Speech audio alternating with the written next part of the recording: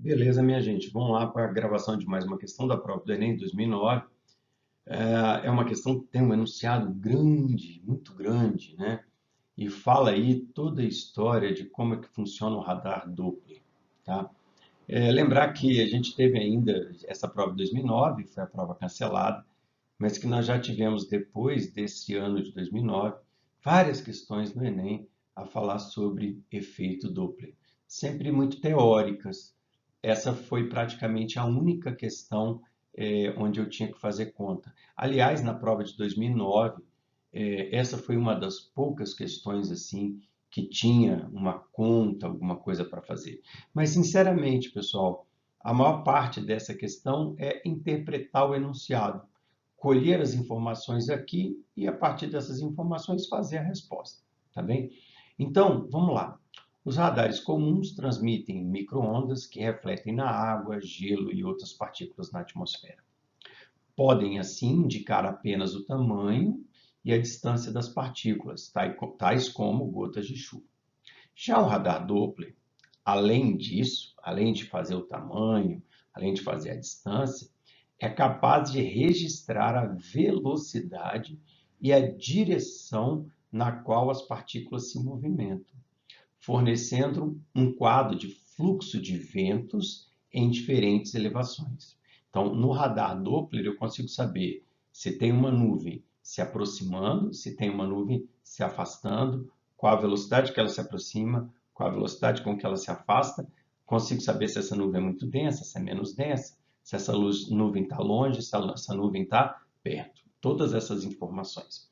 E aí ele fala, nos Estados Unidos, a NextRad é uma rede de 158 radares, montada na década de 90 pela Direção Nacional Oceânica e Atmosférica, permite que o Serviço Meteorológico Nacional emita alertas sobre situações do tempo potencialmente perigosas, com um grau de certeza muito maior. Né? Então, ele sabe se o furacão está se aproximando, se o furacão está se afastando, qual a velocidade que aproxima, qual a velocidade que afasta. Tem um detalhamento de informação muito interessante. O pulso da onda do radar, ao atingir uma gota de chuva, devolve uma pequena parte de sua energia numa onda de retorno, isto é, a onda reflete na gota, que chega ao disco do radar antes que ele emita a onda seguinte. Então é assim, ele emite a onda, ele emite uma onda curta. É como se fizesse a pip, aí ele emite essa onda e para. Aí ele fica esperando a onda voltar. Só depois que a onda refletida volta é que ele vai emitir o sinal seguinte. Então, repara essa informação que ele fala aqui. Os radares transmitem 860 e 1.300 pulsos por segundo. Então, 860 pulsos em um segundo. Então, ele é uma quantidade de pulsos muito grande, mas ele emite para, emite para, emite para, emite para, emite para. Isso vai dar 860 vezes em um segundo. E qual a frequência da onda emitida? A frequência da onda emitida é 3.000 MHz. Para começo de história, eu vou precisar de consertar isso. 3.000 mega é milhão, milhão é 10 elevado a 6. 3.000 vezes 10 a sexta. Que eu posso dar uma arrumadinha aqui, né? Esse 1.000 com esse 10 a sexta fica 3 vezes 10 a 9 Hz. Fica mais bonitinho quando a gente bota assim, 3 vezes 10 a 9 Hz. Bom, até aqui ele explicou o radar e deu a característica da frequência da onda que o radar emite. Tá? Vamos à proposta da questão propriamente dita.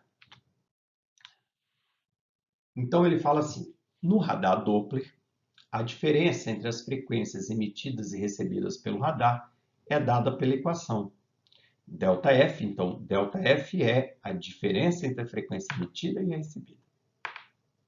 ΔF igual 2 vezes o R sobre C vezes F0. Então, 2 vezes o R sobre C vezes F0. Ele vai explicar. O R é a velocidade relativa entre o radar e a chuva. Normalmente, alguns radares meteorológicos estão em estações paradas, porque eles podem ter radares meteorológicos em aviões. E aí eu vou ter que estar usando a velocidade relativa entre o avião e a onda, né, e a chuva.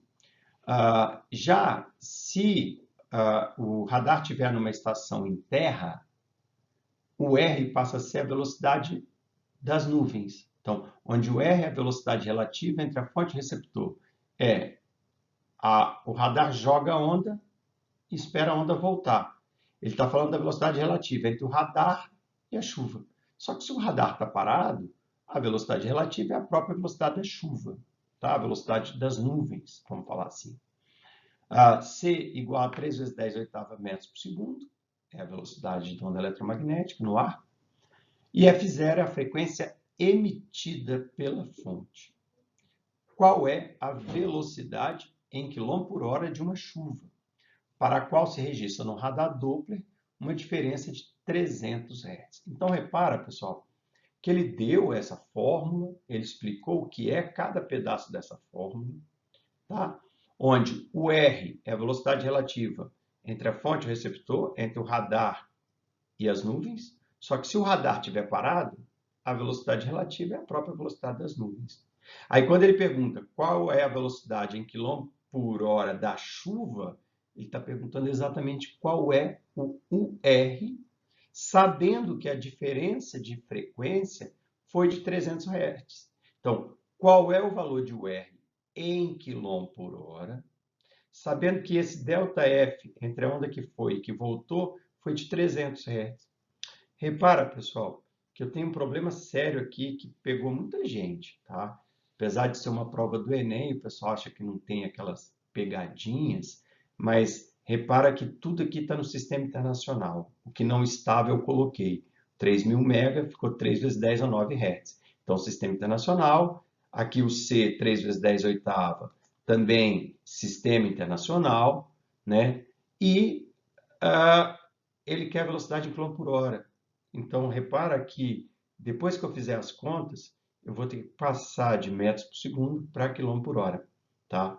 E se você prestar atenção, tem aqui 15 km por hora, 54 km por hora, 108 km por hora, 5,4, 1,5. Então, as respostas, se você não prestasse atenção nas contas e vacilasse, se você não prestasse atenção na unidade, você ia acabar marcando a resposta errada, tá bem? Então, vamos lá. Como é que nós vamos fazer isso? No final, pessoal, se resume a interpretar. Uma vez interpretado, tiradas as informações, como a gente tirou, basta jogar tudo na fórmula. Você vai falar que a diferença de frequência é 300, a velocidade da chuva é o C 3 vezes 10 oitava, e a frequência F0 é 3 vezes 10 a nona, que era os 3.000 mega. Tá? Fazendo essa conta, repara que esse 3 daqui de baixo pode cortar com 3 daqui de cima, 10 oitava com 10 a nona, vai ficar só 10 aqui. Então, aqui em cima vai ficar 20 vezes o R. E do lado de lá vai ficar 300. Fazendo essa conta, 300 dividido por 20 é 30 dividido por 2. Vai dar uma velocidade de 15 metros por segundo. E teve gente que foi lá e marcou 15. Só que 15 metros por segundo. E lá é 15 km por hora, na letra C, se não me engano.